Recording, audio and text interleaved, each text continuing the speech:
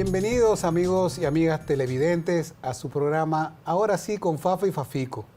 Quiero agradecerles su sintonía y avisarles que ya está en las redes, en nuestro canal de YouTube, están los comentarios que hacemos, las respuestas a los comentarios que ustedes nos hacen, ya las estamos publicando en YouTube y a partir del próximo programa, después del primer bloque, siempre pondremos el comentario de alguno de ustedes. Muchísimas gracias por todos esos saludos, mensajes y sus preguntas y opiniones que son tan importantes para darle impulso al programa. El tema de hoy es un tema que don Fafa va a introducir, pero antes me tomo la libertad de transmitirles a ustedes la alegría que nos da de que vamos a compartir con ustedes a través de nuestras redes sociales, enviando un episodio cada lunes al programa El Año de la Libertad 1961. Esta es una serie de programas preparados por Patricia Solano, la periodista estelar, y por el sociólogo Juan Miguel Pérez, que tratan a detalle todo lo que pasaba y desmistifica este afán que tienen las redes de decir que Trujillo era bondadoso, bueno y lo mejor para el país. No hay nada más nocivo el que las redes paguen por vistas. Y así hay gente que sin importarle el honor, el sacrificio, la sangre de mucha gente, mancilla a cualquier heroína porque así tiene más vistas y así monetiza sobre eso. Entonces, en estos momentos de tanta mentira, ese programa sobre Trujillo, sobre la realidad de Trujillo, les va a encantar. Yo quisiera solicitar un pequeño corte del programa que viene el próximo lunes, mañana. En su gobierno, Trujillo solo permitió un partido político, el suyo. Instaló un régimen de terror basado en el espionaje y en la violación de derechos básicos. Libertad de expresión, cero. Libertad de reunión, cero. Pero la forma en que logró dominar el país durante 31 años no fue solo el terror de las fuerzas militares, fue básicamente el control económico. Trujillo se hizo dueño de prácticamente todo. ¿Libre competencia? Tampoco.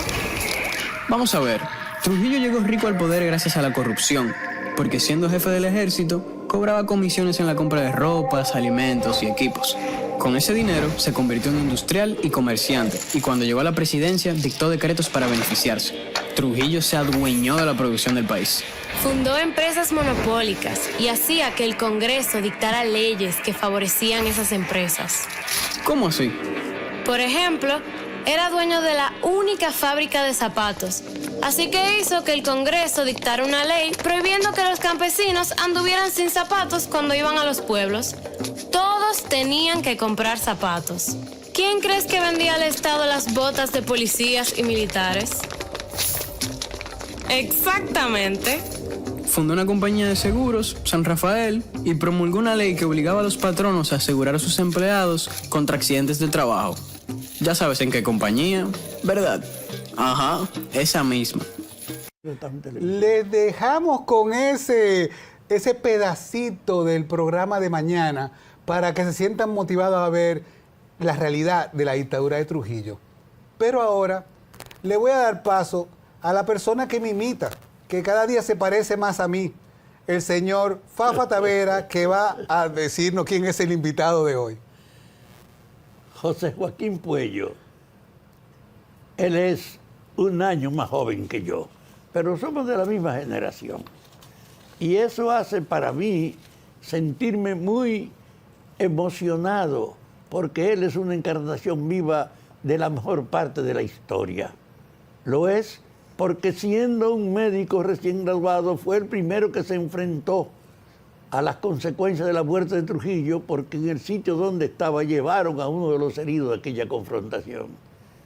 Y desde ahí José Joaquín ha tenido una conducta profesionalmente inmaculada, un hombre dedicado al servicio. Y desde ese punto de vista, traerlo a este programa es un acto de mucha satisfacción para nosotros. Sobre todo, señores, porque estamos hablando de un dominicano renacentista. Estamos un hombre perteneciente al Comité Olímpico Dominicano, pero también un doctor que graduado en los 60 se va a estudiar a Europa, hace maestría, doctorado, continúa sus estudios pero además tiene esa parte de la historia en la que participó y después siempre ha estado ligado a el beneficio de la sociedad dominicana. Por eso nos sentimos muy contentos de tener a José Joaquín con nosotros en el próximo bloque. Quédense con nosotros, en un minuto estamos de vuelta.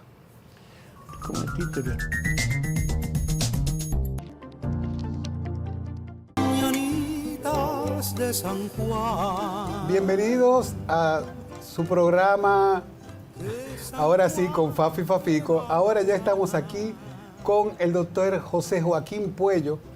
Y creo que hay que preguntarse, José Joaquín Puello, ese nombre me suena.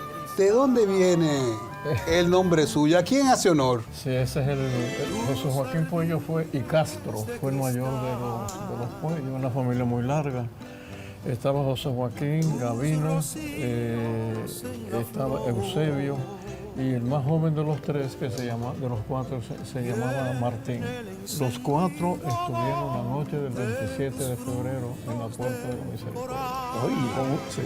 Los cuatro, con un tío de ellos, apellido Castro, hermano de la madre de ellos, que finalmente Santana fusiló a Gavino, al tío de los Puellos y a José Joaquín.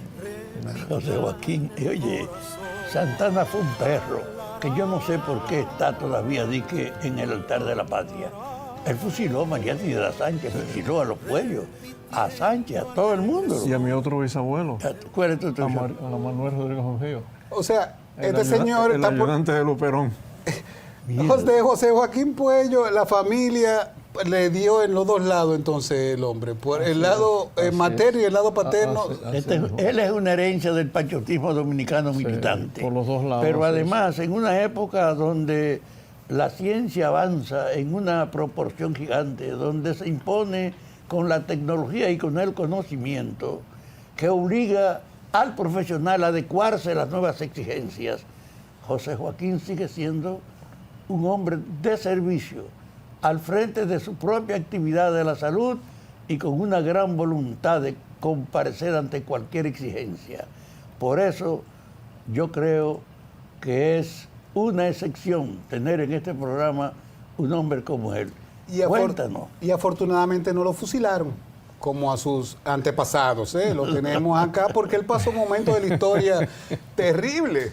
Porque háblenos un poquito, ya que hablamos en la introducción sobre el 1961, ese año terrible, y esos días del 30 de mayo de 1961, ¿cuál fue su experiencia de ese momento? Un año de luz, y tu padre es testigo de por qué es un año de luz. Porque a pesar de que Fafa ha dicho que tenemos la misma edad, es verdad. Y somos, en términos claros, somos dos supervivientes. ¿Por qué estamos vivos? No sé. Quizás una chepa. El destino, Dios, algo sucedió. Esa noche fue terrible, una noche para recordar, inolvidable. Fafa, yo he dicho que yo nací esa noche. Así es. Nací esa noche. Con propiedad. Por una razón. Cuando llevan a Pedro Livio a la Clínica Internacional, que ese fue uno de los participantes en la muerte de Trujillo, pero que salió herido y lo llevaron allá. Y las heridas que él tenía una herida de ametralladora en el antebrazo izquierdo, esa la curé yo. Y una herida en el sexto espacio intercostal izquierdo, a la altura del corazón, que como él me narra en el momento que lo llevó Marcelino Vélez Santana. Oye, ¿quién lo llevó? Otra estrella del pasado, Marcelino Vélez Santana. Junto con un dentista, apellido García, que era su esposa, era la hija de Modesto Díaz. Oye. Era una cosa increíble. Y el doctor Durán Barrera. Fafa, tú que viviste esa época, decirle a un muchacho que no llegaba en los 20 años tenía yo, decirle, acabamos de matar a Trujillo. Y cuando santo. Te lo dijo él así mismo.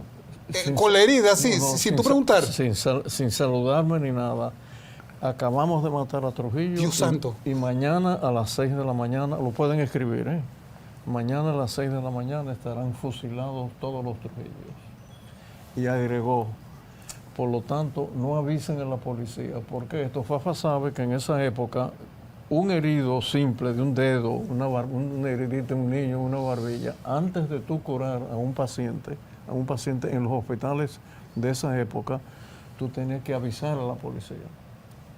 Y ahí me dijo Marcelino, no avises a la policía porque para mañana estarán muertos fusilados todos los Trujillo. Entonces se fueron y ahí yo llamé al doctor Damirón Ricard, a un compañero mío, Sergio Bisonó, que está fuera del país, afortunadamente vivo, y el doctor Damirón Ricard, que no ha sido reconocido, Arturo Damirón Ricard, vino inmediatamente y lo preparamos para la cirugía. Él entonces nos da el teléfono de doña Olga, su esposa, Olga Despradel, familia de Consuelo. Despradel. Claro, familia de Consuelo. Y de Fidelio. Y me acuerdo como ahora, me dijo, llama al teléfono 292-86. Me acuerdo como ¡Wow!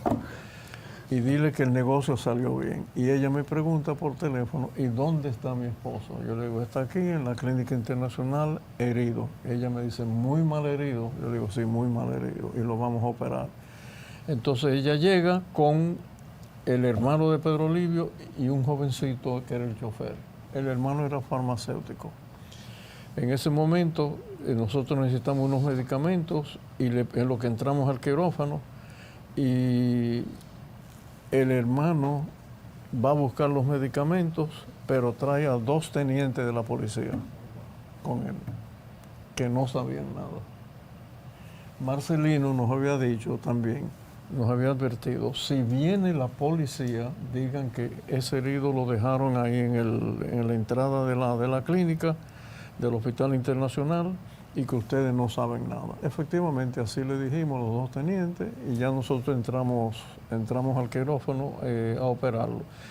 Mira, yo quiero aclarar algo, la verdad que sí, Fafico, y para ese programa de esta niña, De Patricia.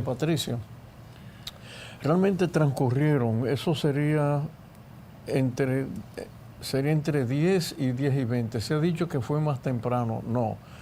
Porque hay algo interesante, cuando Trujillo es ajusticiado, ellos toman a Pedro Livio y ¿qué hacen ellos? Vuelven por lo que es hoy la avenida 30 de Mayo, pero ellos pasan por el Hospital Angelita, el Robert Reed, y no lo dejan, pero ellos pasan cerca de la clínica Gómez Patiño, tampoco lo dejaron ahí. Ellos suben entonces la Máximo Gómez, doblan a la derecha en la México y se paran en la Clínica Internacional. ¿Dónde tú estabas? Entonces, ¿no les sorprende a ustedes eso? ¿Y cuáles fueron las razones? Porque la clínica era un centro antitrujillista.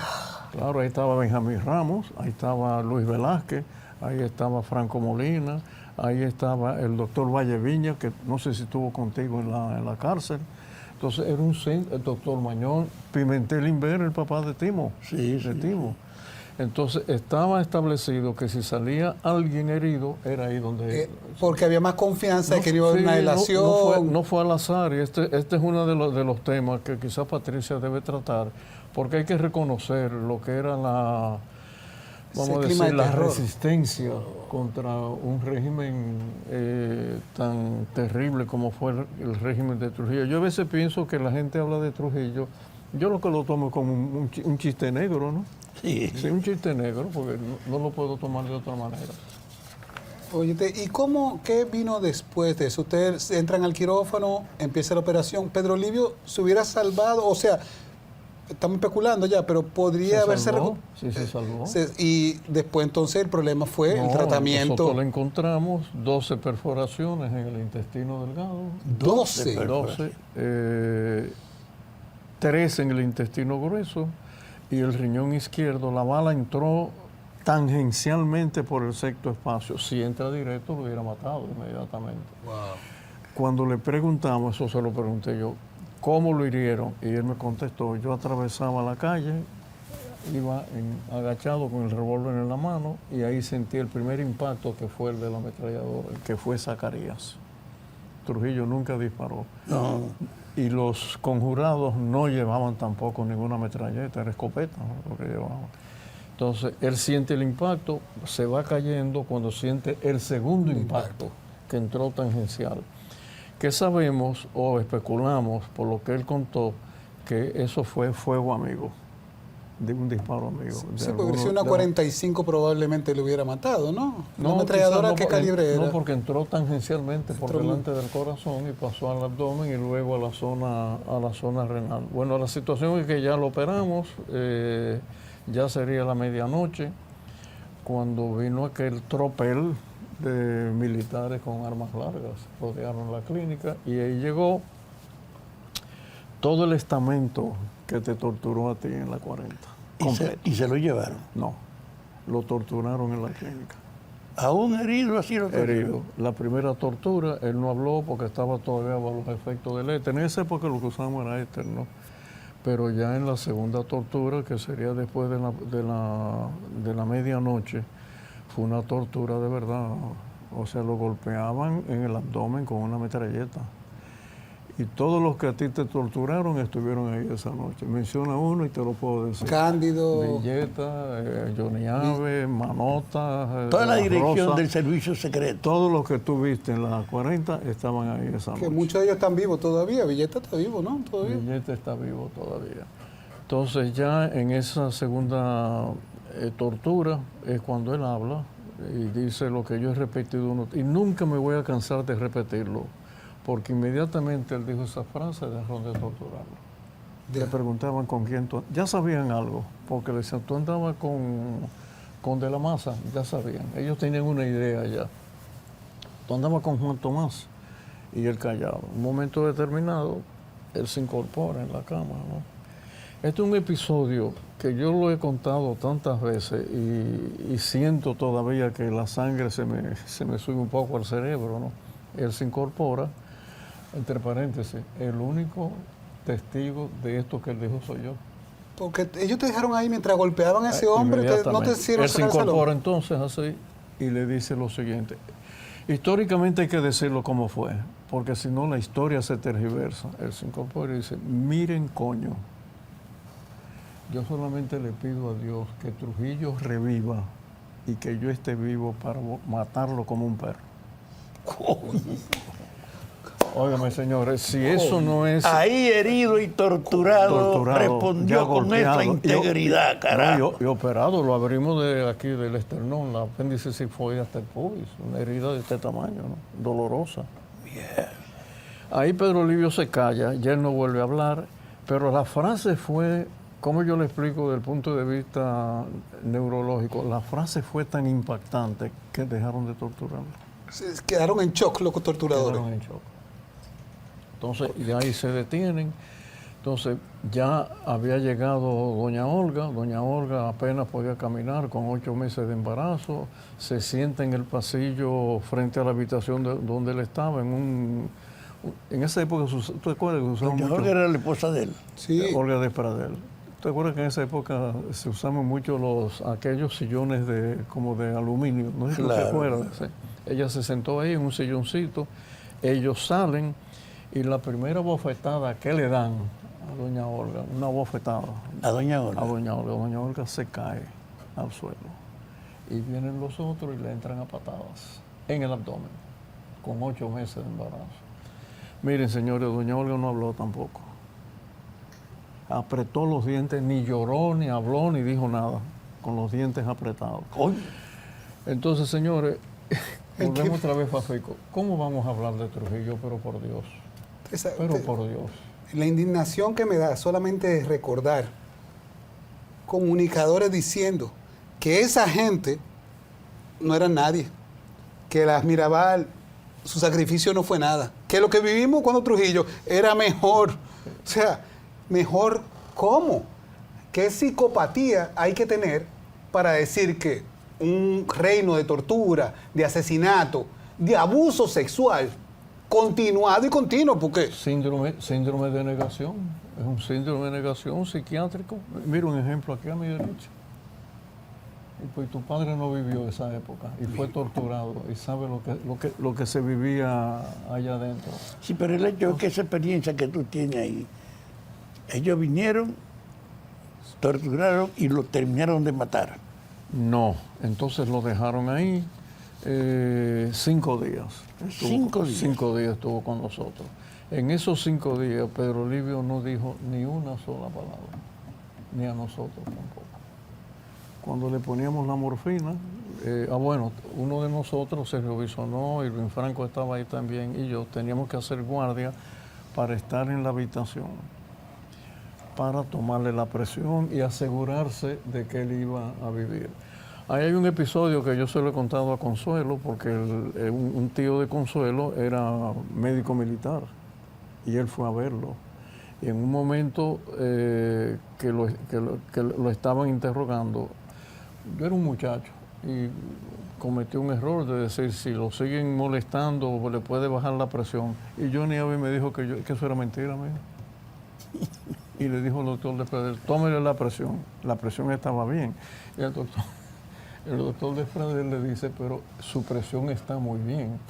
Toda la vida, Fafa, yo agradecido al doctor Despradel que asintió conmigo. A los 5 días, entonces vinieron de San Isidro, del hospital, muy custodiado, lo envolvieron en una sábana con un surullo entero para que nadie lo viera.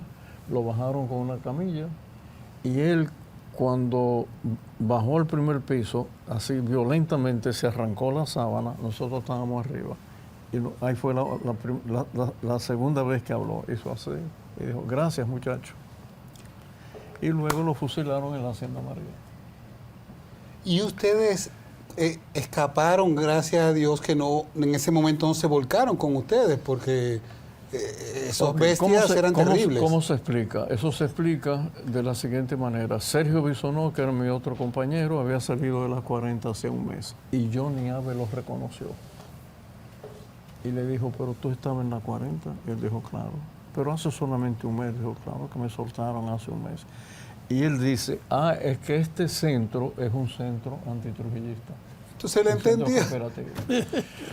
¿Qué pasa entonces? Ahí habría que ver el mecanismo mental o psicomental de ese momento. Había una gran confusión.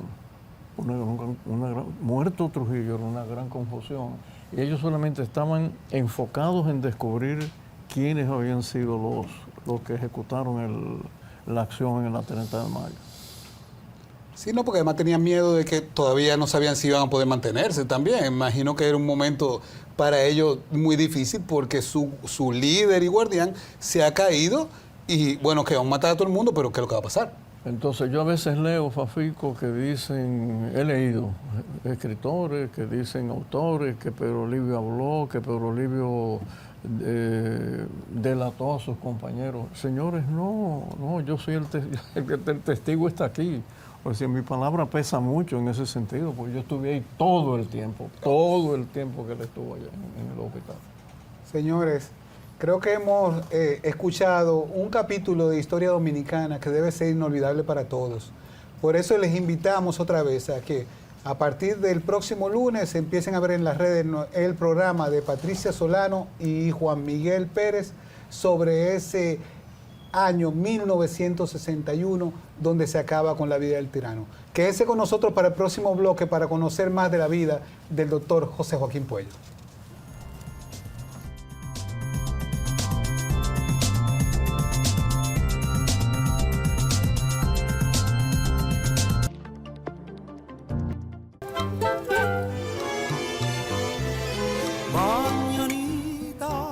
¿Usted está oyendo esa canción, doctor?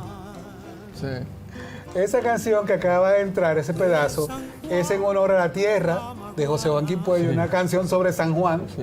Que se la teníamos ahí para darle la bienvenida ahora a este bloque. Gracias.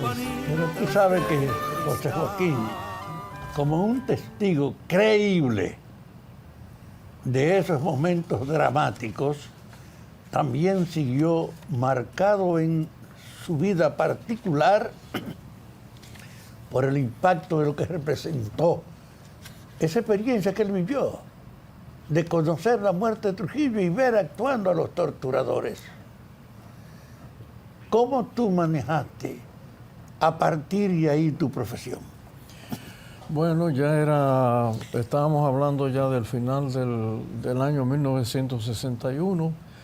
Obviamente para el 12 de octubre de ese año hubo un episodio inolvidable para nosotros los que estamos en la Universidad de Santo Domingo. Recuérdense, amigos, que la Universidad de Santo Domingo era la única que existía, y el 12 de octubre de ese año hubo la primera manifestación pública en el país contra el régimen de Trujillo. El 12 de octubre del 61. Tu grupo, el grupo del 14 de junio, sí, y los que habían estado en las ergástulas del régimen, si se le puede llamar régimen, ya habían manifestado su oposición y habían sembrado una semilla, la semilla de la libertad de expresión, de movimiento, etcétera. Pero la primera manifestación fue en la Universidad de Santo Domingo. ¿Por qué lo menciono? Porque la historia es extraña. ¿Quién nos reprimió ese día? Un héroe, Francis Camaño. Francis Camaño. Francis Camaño, con los cascos blancos a caballo. A Fafa también, a Francis Camaño también, ¿no te dio un macanazo a ti? No, él y yo tuvimos un choque duro. El 26 de julio de 1963, ya vos en el poder. El 14 de junio estaba en el Conde Quinaoto y tenía muchas bocinas celebrando el aniversario de la victoria de Fidel. Y él, que era el casco blanco, llegó con 2 vehículos, lo desmontó, ocupó todo el frente, y como yo era el responsable de prensa y propaganda, yo bajé. Coronel, ¿y qué pasa? Y dice, mire, acá ya esa bocina. Tiene 3 minutos para que la calle. Y yo seguía hablando. Tiene 2 minutos, como yo digo, y yo seguía hablando. Cuando dice, tiene 1 minuto, yo salí corriendo. Entonces, él y yo teníamos ese antecedente, porque él con su gente y las bombas que tenía, tumbó las bocinas y tuvimos que salir huyendo todos los que estaban en el local, en el gobierno de Bosch. Después pasa todo eso y él y yo nos encontramos entonces en el 65. En plena revolución. En plena revolución, el día viernes, el día 27. 25 fue sábado, el 27 fue martes, y ese día se celebró la batalla que derrocó al Cefa. Él y yo nos encontramos en el puente, porque él había estado en la tarde junto con un grupo de militares convocado por el embajador que estaba fuera del país, que llegó ese día, el embajador americano. Y entre la gente que regresó estaba Peña Gómez, estaba el que era presidente interino, que era el jefe de los diputados. Y metieron primero el embajador a los políticos para decirle, Estados Unidos no acepta este acto de ustedes. Yo puedo intervenir para que no le caigan mucho a ustedes, pero nosotros no aceptamos eso. Los dos salieron y se asilaron, incluso Peña Gómez. Entonces él salió afuera y le dijo a los militares que andaban con ellos, estaba Peña Gómez, Montejarache, le dijo lo mismo.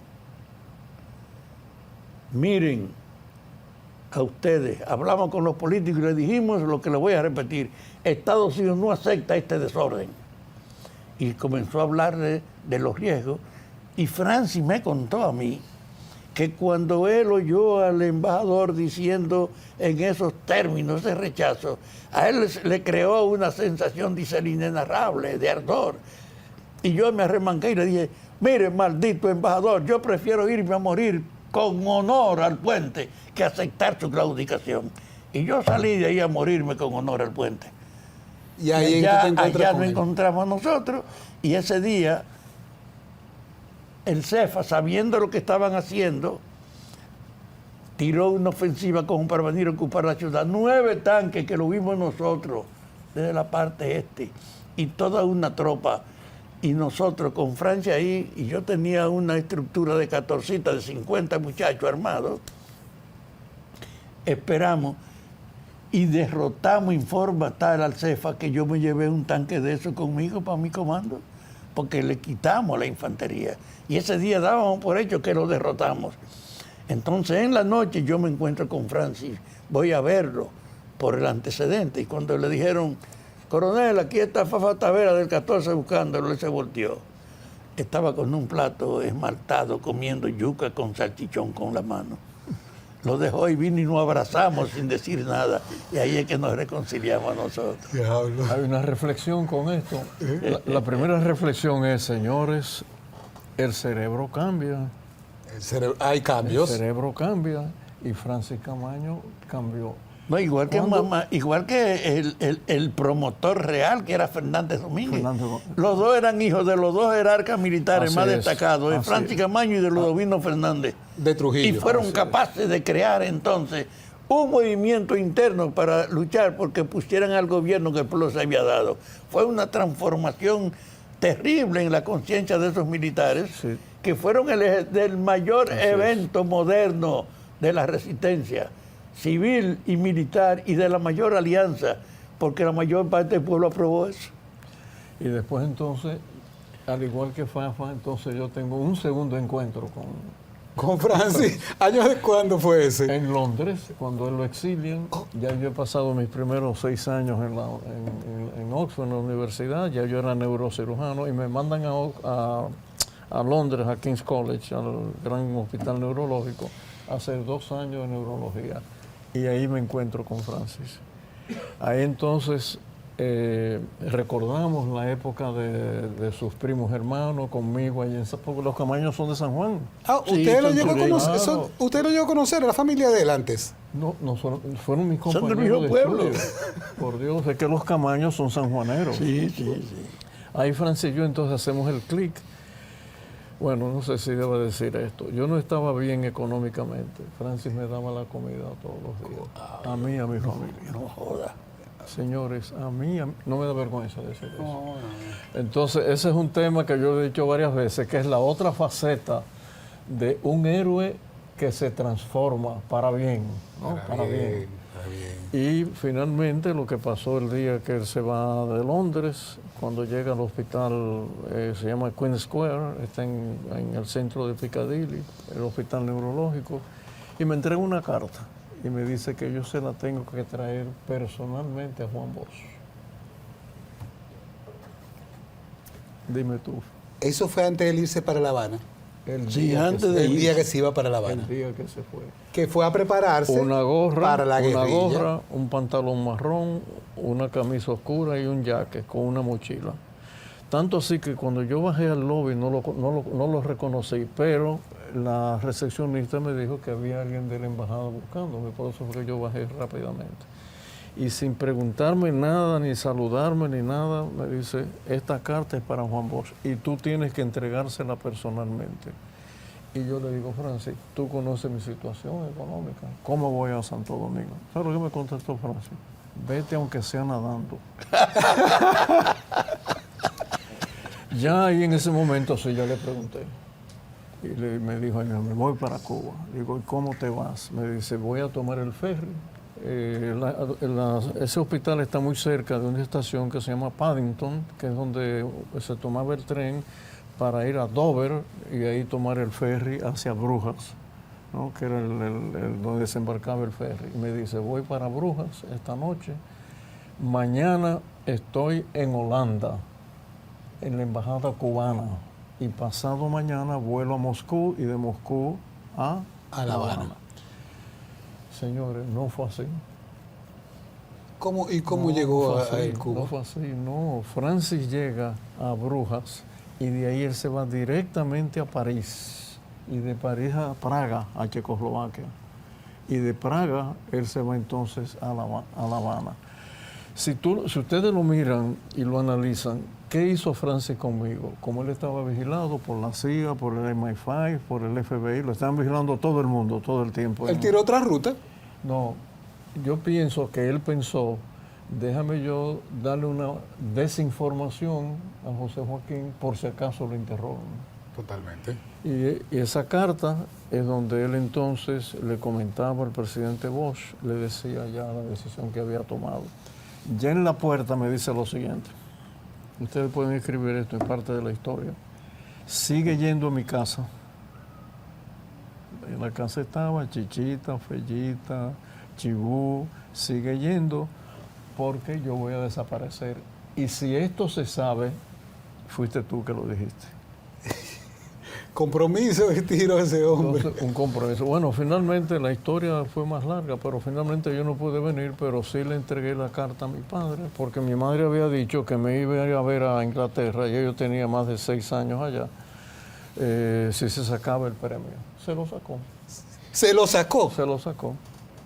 El premio de la lotería. De la lotería. El segundo premio eran 2,000 pesos. ¿Tú te acuerdas, Fafa? Era un dineral, ¿no? Entonces, mamá no fue, pero fue papá. Y yo le di la carta a papá. Años después, yo regreso, muchos años después, regreso. Y un día le pregunté, ¿qué usted hizo con la carta? Y me dijo, se la entregué en persona al profesor Bosch. Y le pregunté lo que es lógico, ¿no? ¿Usted la abrió? Me dijo que no. Wow. Entonces, ese era Francis Camaño. Hay historias de él que, señores, ustedes tienen que ver al héroe también desde otra vertiente. Esto yo le dije que de manera jocosa, ¿no? Hoy Francis no me llevó un sancocho a mi casa, donde yo vivía, en el apartamento, el día de mi cumpleaños. Un sancocho se parecía En allá, el sabiendo tren. lo que un dominicano extraña eso Papá, allá. en el tren, los ingleses le llaman al tren tube, tubo. En el tube me llevó Yo ahí. me imagino esos ingleses oliendo Oli- un eso le pregunté sancocho en el metro. ¿Qué le dijeron? Sí, él me dice lo que fue con Fellita, por cierto. Fellita fue esa noche, que somos muy amigos también, ¿no? Y la gente que iba con el periódico, los ingleses no hablan en el tren, que solamente bajaban el periódico para Oler, que era lo que estaba. el caldero. Son historias que la gente tiene que conocer de un héroe que representa el orgullo de la lucha armada contra un poder extranjero. No, y que es el símbolo de la dignidad de la institución militar, Así es. que no ha producido 2 personas como él y Fernández Domínguez, que son los más altos símbolos de la dignidad. Aunque en las Fuerzas Armadas no se ha asumido un respeto, reconocimiento por estos 2 ejemplos. Aunque obviamente oficiales más jóvenes que conocen la historia, yo pienso, Fafa, que eso está cambiando. Me da la impresión de que hay un cambio y que empiezan a ver a Francis como el líder militar. Ojalá que sea en así. un momento crítico de la historia dominicana levantó la bandera de la dignidad. Y de la constitucionalidad. Y de la exacto. Y de la Constitución de la República Dominicana. Ahora, oye, hemos hablado de un tema de suma importancia, pero yo no quisiera que este programa pasara sin abordarte a ti en el tema de tu ejercicio profesional. Sí. ¿Qué tú estás encabezando ahora a nivel de la salud? No, la ciudad sanitaria, que es Oye. sí, es el hospital de mayor, que ha sido construido con la mayor cantidad de recursos económicos del pueblo dominicano.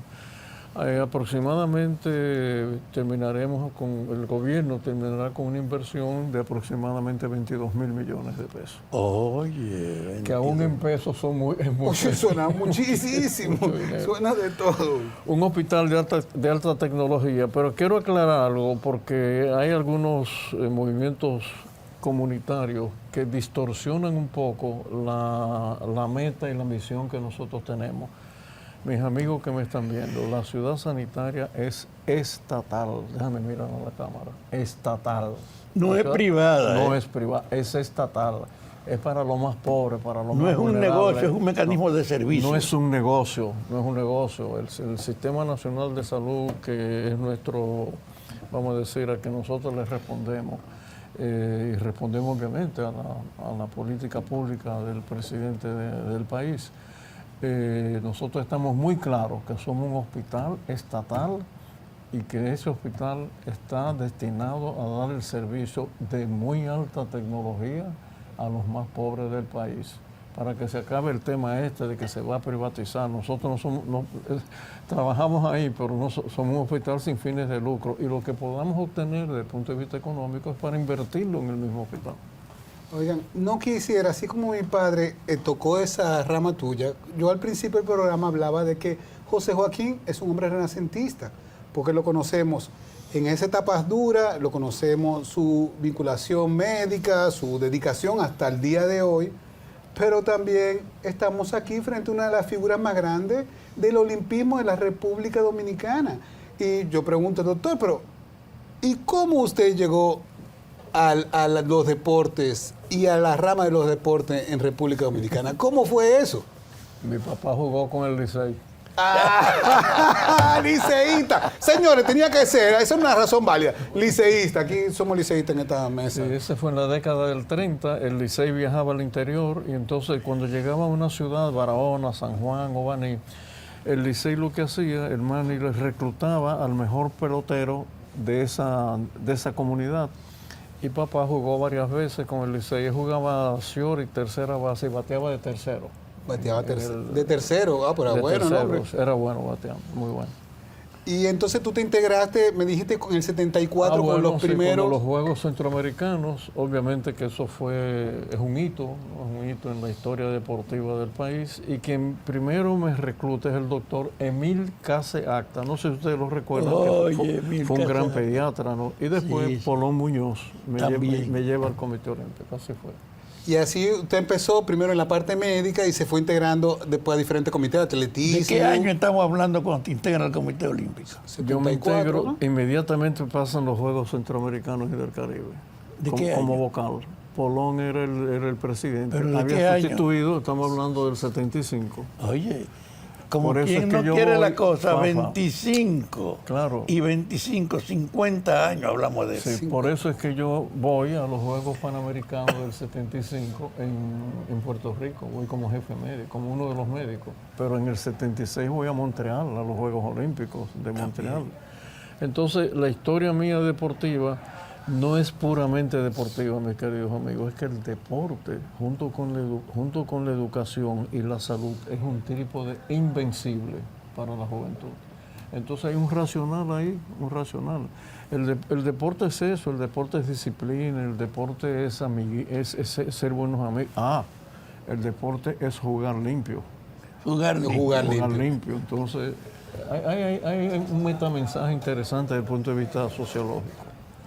Pero todo esto quiere decir que estamos hablando frente a una persona que es un testimonio del esfuerzo heroico de la lucha contra Trujillo, que probó en su formación una gran integridad y lealtad con los combatientes de esa época, que se desarrolla como médico y que termina parte de su integración que se activa hoy como una autoridad global en el problema del deporte.